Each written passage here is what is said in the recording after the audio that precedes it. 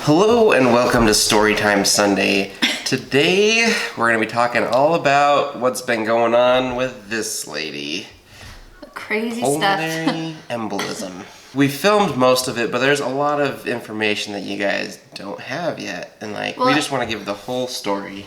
And I feel like even in the hospital, I was in so much pain, you guys, and we were so frazzled and our minds were 100 places that we didn't give full connecting details and information. Yep. So today we're going to give you a full rundown of from start to finish, well, kind of finished, till now, of what happened, what's been going on, what were the symptoms, full rundown. So how about you start with where it all started out with? It was a Wednesday, a couple days before I went to the hospital, and just normal day, doing normal day stuff.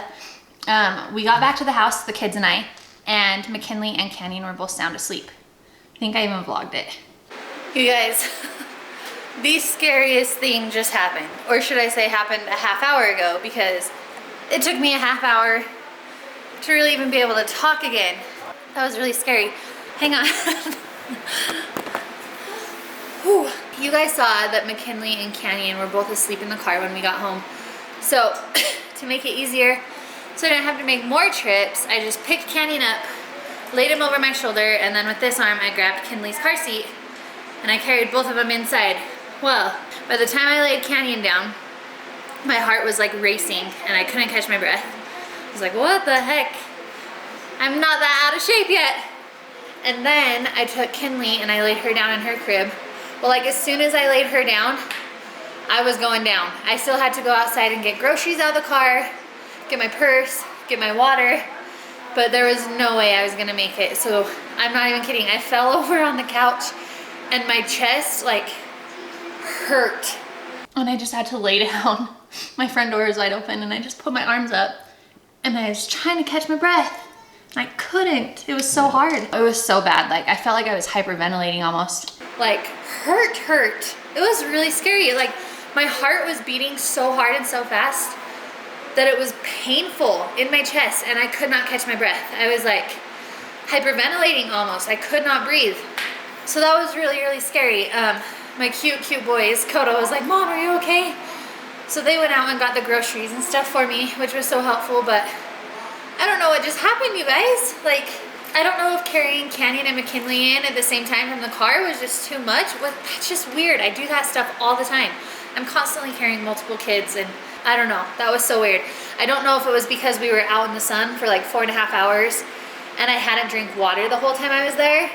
But it wasn't like I was lightheaded. My chest, my breathing. That was really weird and it really, really scared me. I had to lay there and consciously focus on my breathing and trying to calm down so that my heart rate would calm down. That was scary. I'm super, super grateful that my first doctor's appointment is tomorrow, you guys. That was something that I would probably go to the doctor for if I didn't have an appointment tomorrow. So first doctor appointment tomorrow. We will find out how far along I am. And I'm definitely gonna talk to the doctor about that because I don't think that was normal. And it was really painful in my chest. That's the weirdest part. The chest pain was really bad and I have a super high pain tolerance. So I don't know, that was really weird. So just thought I would document that. Cut it out because it was kind of long and I didn't want to worry you guys too much because there was... He didn't believe me. I believed her, fully 100% believed her. But it was kind of long and the vlog was already pretty long. And so I ended up cutting it out. I remember her texting me probably an hour later because she couldn't even do anything. She's like, I just had the craziest thing happen to me. I don't know what's going on. I cannot catch my breath. I'm am I that out of shape? Am I that out of shape that carrying them in almost killed me? And I was like, no, there's no possible way. I know I'm out of shape, but I'm not that out of shape. But cute Coda, he was so worried. Yeah, but Mom, what's going on? Are you okay? I'm like, I'm fine. Just need to catch my breath for a minute. And I remember just having to take it slow. And I remember picking the kids up from my parents' house that night. My mom was talking to me and I was just doing this and she's like, what's wrong? I'm like, I don't know. I'm having a hard time catching my breath. It hurts right here. Yeah, and for a while she was like, what could be going on? And she took some medicine. My prenatal vitamin, which is huge. I took it and I swallowed it weird and I could feel it like it stuck in my throat. So for the longest time I was like, what if somehow like it was stuck, and then, sorry for all the medical terms, but I was like, what if like when it started to dislodge, like my epiglottis didn't close, so instead of going like down my esophagus, went down my trachea, and now it's stuck in like my flipping bronchioles going to my lungs. Yeah. So that's what my thought process was. She was convinced that she swallowed a pill and it was in her lungs, and I was like, you know, the odds of that are like slim to none. Something's wrong, but I don't think it's a pill.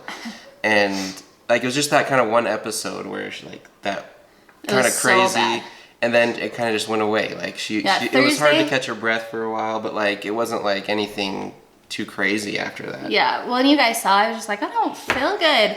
Like, and it was weird because it wasn't just the normal pregnancy. I'm tired. And we had my doctor's appointment the next day, and I was like, I'll just bring it up to him, you know, see what he has to say. So the next day, we go to her doctor's appointment. We're like, okay, we have her doctor's appointment for the baby, and we'll ask about it. And the doctor basically was like, well, you're pregnant, you know, your things are moving around, you're going to get out of breath. And I was like, yeah, but I'm only 10 weeks pregnant, yeah, you know? And so we're like, okay, well, I guess that kind of makes sense. Well, and looking back on it, do you remember how nervous we were? I'm so nervous. I had like the craziest nerves, which I don't get, especially for baby appointments, because I had a million of them. I just really felt like something was wrong. And I think that translated over to, I felt like something was wrong with the baby. Yeah. I knew there was something wrong with me. Friday. The day we got Coda's motorcycle. Oh my gosh. I took all the kids because she wasn't feeling great. That's the reason we did that video. Yeah. I texted Cody, I'm like, honey, I don't know what's going on, but I cannot film today. Even at the beginning of that vlog where Coda gets his motorcycle, you guys see me starting to vacuum. That's kind of how we open the vlog. Guys, I vacuumed like one pass of the living room, and again, same thing. Couldn't breathe, my heart was racing. So I laid on the couch and cute Coda finished vacuuming, but I was like, what is going on with me? This is so weird. Yeah, so I ended up taking all the kids with me so she can the boys, so she can have some time to rest, and hopefully, you know, this thing would pass, but I was so uncomfortable. It was not good. And that's the weird thing is that Friday afternoon, about the time you guys left to go get the dirt bike, it went from just like not being able to breathe to pain. Like I was having serious chest pain. Yeah, I remember rubbing her back and she's like, like, and like don't just touch to touch her back was like sensitive. Just where my right lung is, and now we obviously know why. But yeah, I was like, I don't know what's going on. Like my back is killing. So we tried to rub it, and I was like, oh my gosh, don't do that. They got home from getting the dirt bike, and I was kind of super bummed because that was like a special, awesome moment, and I was so excited for Dakota, so proud of him. Dirt biking was a huge part of my life, so obviously I wanted to be involved, but I couldn't. Yeah, just sitting on the grass was kind of killing her. It was like 9 o'clock when it started getting like really bad, and so all the doctors' offices were closed. We're like, well, let's see if we can go first thing in the morning to an Instacare, see what.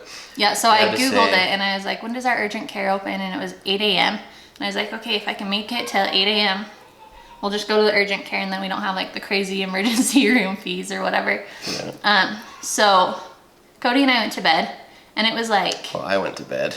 Well, she tried to and just couldn't. I couldn't lay down for hours. I laid on my back and I started crying because it hurt so bad to lay on my back. It was just so weird.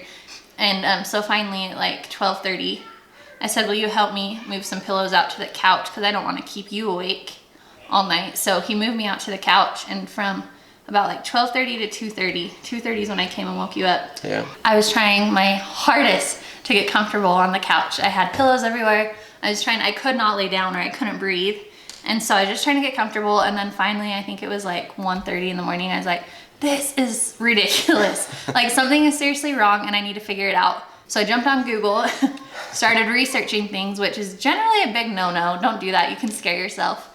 But got onto a page of pulmonary embolisms, and I was reading through it, and just everything, I was like, yep. So I walked into our room at 2:30 in the morning. I woke him up, and I was like, I have a pulmonary embolism, and I need to go to the emergency room right now. And he's like, wait, what? And I was like, I'm almost 100% sure that's what's going on. Yep, and at that point, all our kids were asleep. She texted her mom to see if she could come over. My mom had work at 4:30 in the morning. It's 2:30. I'm like, I am not waking my mom up unless I know it's like serious and we need help. Guys, I'm a hard head. I was dying. I was in so much physical pain I couldn't breathe.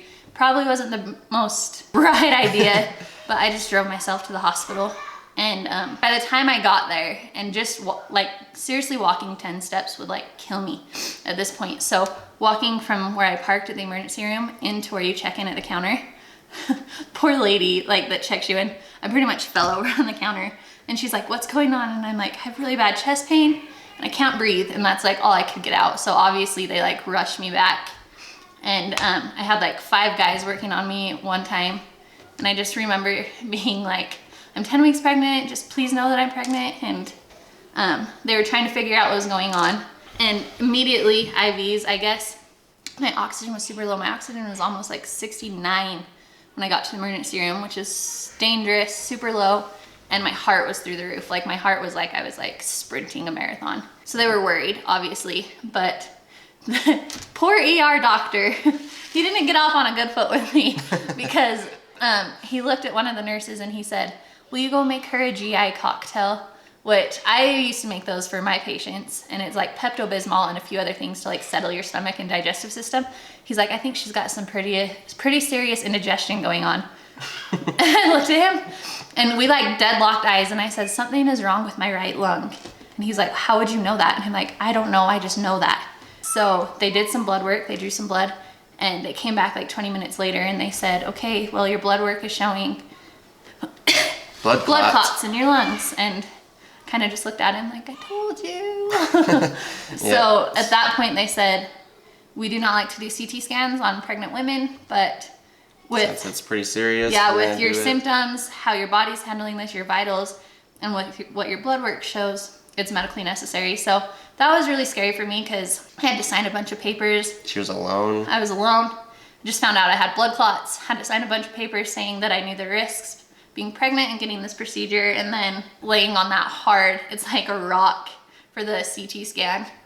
Lay on my back, flat on my back. Cannot breathe when I do that, guys. Still to this day, I can't breathe when I lay on my back. And then put my arms up. I was in so much pain and I was so scared. I was just crying. And oh, it wasn't fun. So as soon as the CT scan was over, I had no service on my cell phone, by the way. And I was like, I need to tell Cody that I'm here, I made it, and I need to call my mom. Like, I need my mom here. So they actually gave me a phone to use and called Cody. Actually, I don't know if you know this. I actually called the hospital before all that and made sure that you made it there because you weren't answering your phone. So I called the hospital. I guess she is here. Everything's okay. So yeah, I had absolutely no service. So I called Cody and I just remember I couldn't even say it. Like I was just crying and I was like, I was right. And he was like, what? And I said, I was right. I have blood clots in my lungs. And then I called my mom and I couldn't even tell my mom what was wrong. She answered. I had to call her like 4 times to wake her up. And all I said was, Mom, will you please come be with me at the emergency room? And she said, yeah, is everything okay? And I said, yeah, please just hurry. And that's all I could get out to her. But my mom, being my mom, of course, on her way to the hospital, she calls and she's talked to my doctor and all my nurses and she knows exactly what's going on before she even gets to me. It was scary. And by the time she got there, I was trying to remain calm, but I was really nervous. I felt like it was really serious. Obviously, all I could think about was our kids and our new baby, and it was a lot to try to process, especially being alone, you know? Yeah. And so my mom got there and I kind of lost it, which I think is a normal reaction when something's going on and you see your mom. It's like, ah. Mom.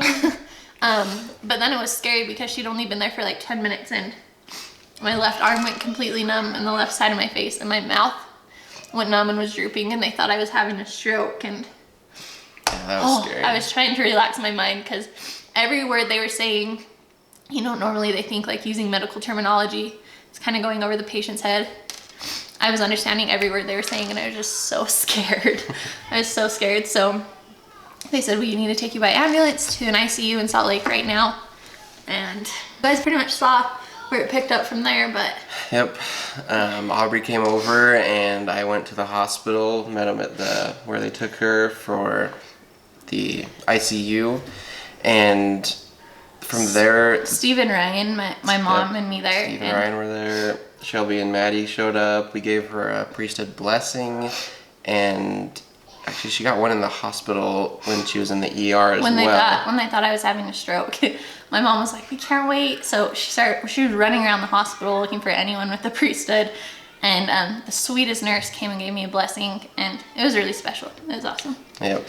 But the hardest part of being in the ICU was like we had it pretty much under control. Her vitals were stable, but her pain was just out of control. And because of that, my heart was still racing. Yeah.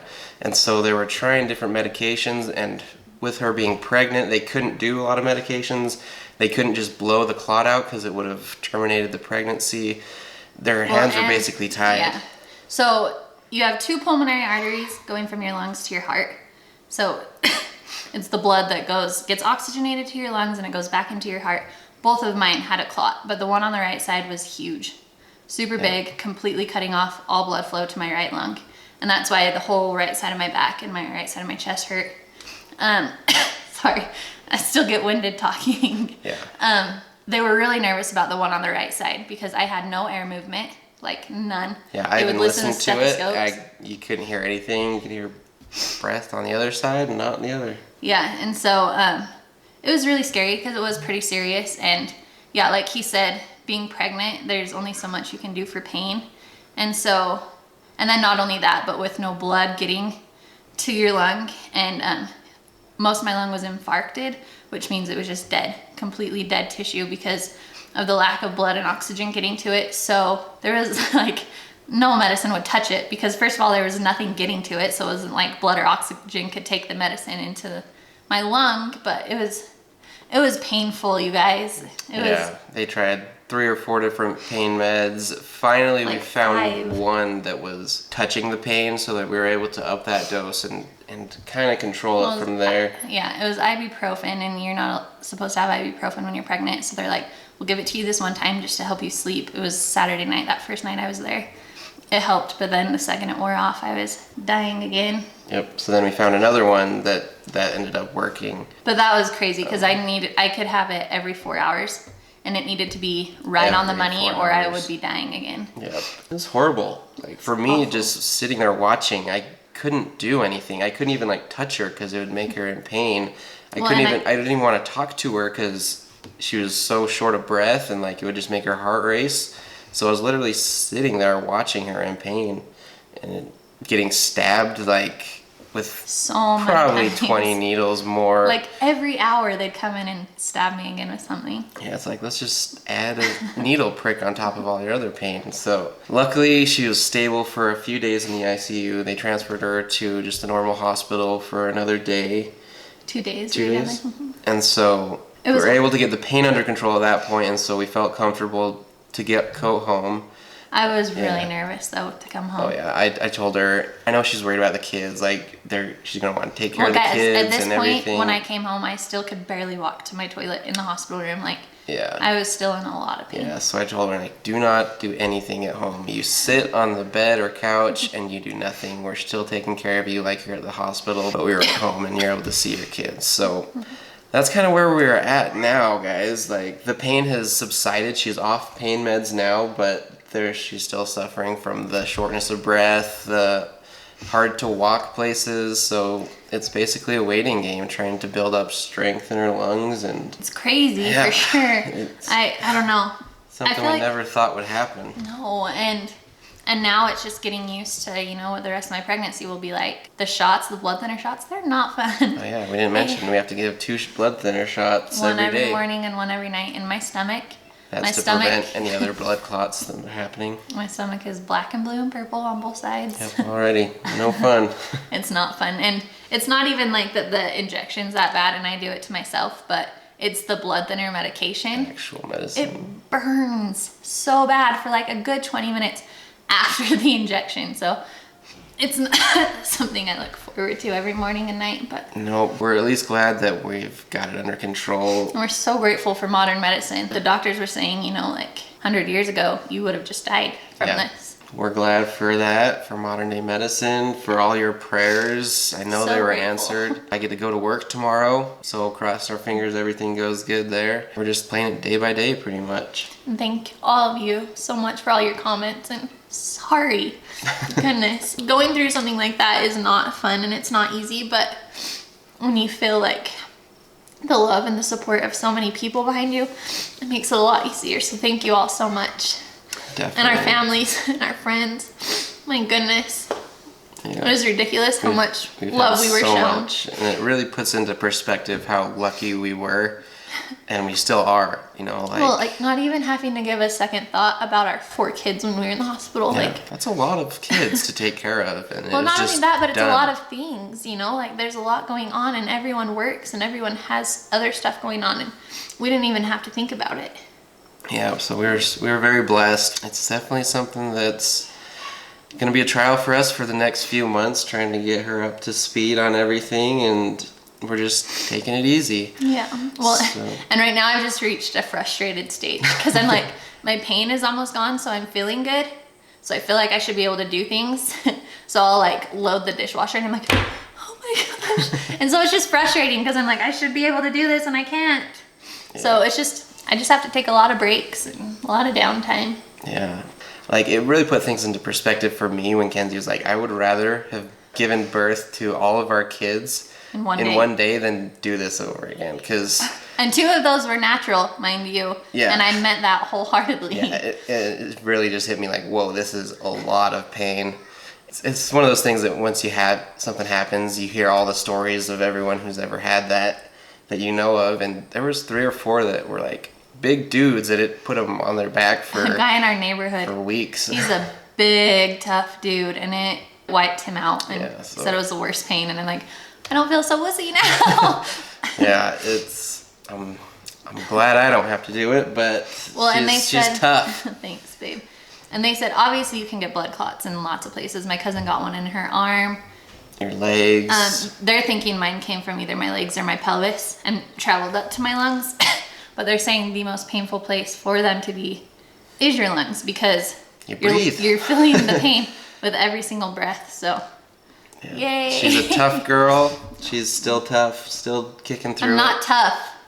She is tough. Cried so much. I think honestly though, because ask Cody, I don't cry over pain. I was crying because I was so nervous and I knew it was serious and I was worried about my kids, and that's why I cried a lot. Yep. So there's kind of the full story of from beginning to now. Hopefully it puts it, you can understand a little bit better what's going on. So if we do miss some days here and there, this is probably the reason.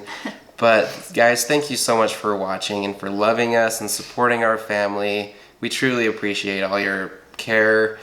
It's nice to have a family, not here, but also online. There's so many of you. Yep, and we love you. Don't forget to subscribe. If you're not subscribed, do it. Don't miss out on any of this. I mean, this is so much fun. So exciting. This is some fun stuff to experience. No, but seriously, Yeah. we love you guys so Yep, much. we love you, and we'll see you tomorrow. Bye. Bye.